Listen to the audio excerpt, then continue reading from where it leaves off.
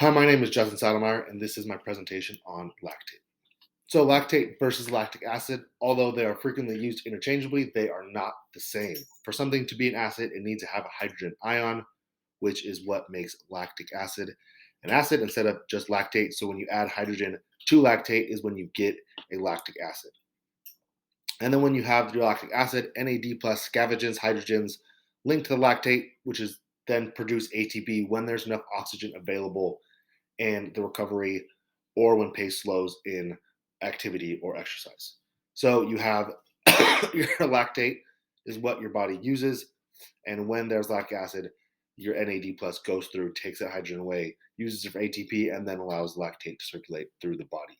And the Cori cycle takes this lactate released from the working muscles to use it to restore glycogen when there is vigorous physical activity.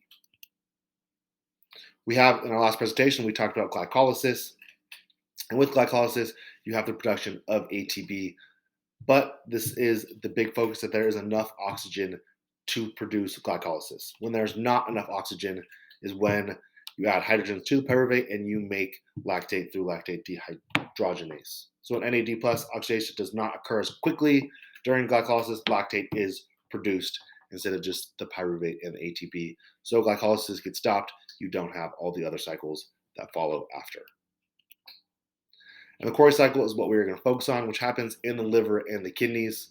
So this is when lactate is released from active muscles to replenish glycogen during intense physical activity. So we have the lactate that gets taken into this liver and the turned pyruvate, and then we have our glucose, which is made through that. And it goes through our arteries and is released into our active muscle cells. So it's not released all over the body. It's just whatever active muscles are being worked is when and where the glucose is produced and then turns pyruvate and lactate, which is then released back into the veins to go throughout the body. And it's when inactive tissues meet the needs of active muscles, so that it'll start pulling from, if I'm running, it'll start pulling from my biceps, stuff like that's not being used. And this is when we are above 80% of aerobic capacity. So strenuous exercise is when this is most likely seen. And because inactive cells discharge lactate, active glycogen turnover advances through the exchangeable lactate pool. So lactate is pulled up in the muscles at all times. So when it's needed, it is ready to go. Like we talked about glycolysis, this stuff is always happening. So it is ready to go instead of just activating when it is needed. And the Cori cycle, like we mentioned, is in the liver and the kidneys.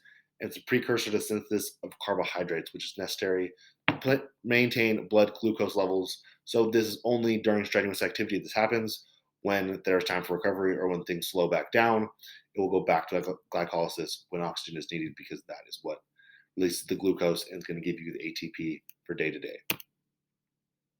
So, like we talked about, when pyruvate gains two hydrogens, it becomes a lactate, and then when it loses the two hydrogens with NAD plus going around, it turns back to pyruvate, and glycolysis can continue, and ATP production can continue throughout.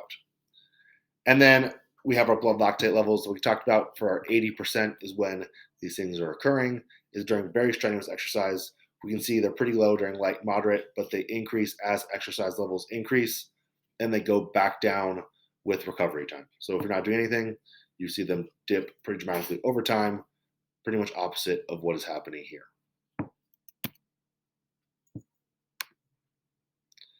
And we have blood lactate concentration of an untrained and a trained individual.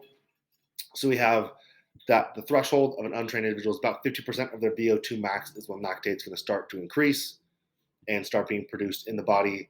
And then we have, when it's a trained individual, it's about 75%, and 75 to 80% of your VO2 max is where we're seeing this. But with trained individuals, lactate is a pretty substantial increase. It goes very much quicker because it's needed for the body. And we can see that during their training, that's also training to release that lactate to give us the energy to keep moving past, where it's a much slower rate and not as intense in untrained athletes. So in the NADH, production outpaces the cell's ability to move hydrogen electrons down the respiratory chain. So there's insufficient oxygen, or it's even driven by hormones like adrenaline or norepinephrine. Pyruvate accepts the surplus hydrogens due to the imbalance in hydrogen release and subsequent oxidation. So a new molecule is lactic acid. Again, when this pyruvate takes on the hydrogen we talked about, it becomes acid because it has a hydrogen, and then that is when your lactic acid is released into the body. So during steady aerobic exercise, trained endurance athletes work at intensities between 80 and 90% of their metabolism maximum, and three elements are likely responsible for this positive aerobic response, which is the increase in lactate. So the unique genetic makeup of athletes, so their blood vessels, how they circulate their blood, and their muscle fibers, so they're type 1, type 2, they're fast twitch, slow twitch, and their increase in either one, whichever athlete they are, and localized variations in training that favor lactate generation rate. So we have they're training certain types of muscles. So these muscles are used to being trained. They're used to being used like this. So there's a lower lactate generation in these muscles. And also higher lactate conversion and turnover to remove lactate faster during intense physical activity through their training. So we see in sprint power athletes actually reach blood lactate levels that are 20-30% greater than those untrained at maximum short duration exercise. So we see that lactate is going up, so it's giving them every possibility, every part of ATP, all the energy they can get quickly, and then it goes down as well. And the misconceptions that come around when people hear lactic acid, a lot of people hear that the buildup of lactic acid in muscles is what causes soreness. So the soreness and burning in muscles is not caused by lactic acid or lactate. It is a crucial source of energy for muscles during activity, especially in the heart, and it's fueling these muscles, but it's not the buildup. It will go away during time. And exercise-induced muscle microdamage is the cause of post-exercise discomfort. It's not brought on by the accumulation of lactic acid.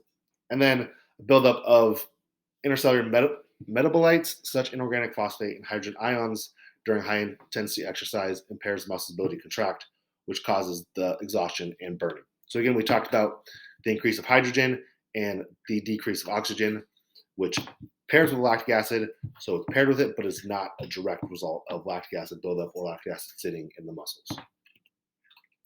And there is the concern of lactic acidosis, which is when the body produces too much lactic acid and is unable to eliminate it or digest it quickly enough. And this can happen very quickly and become a very serious problem. It does happen mostly with people with liver damage, liver disease that can't remove the lactate through the Cori cycle, which we mentioned earlier.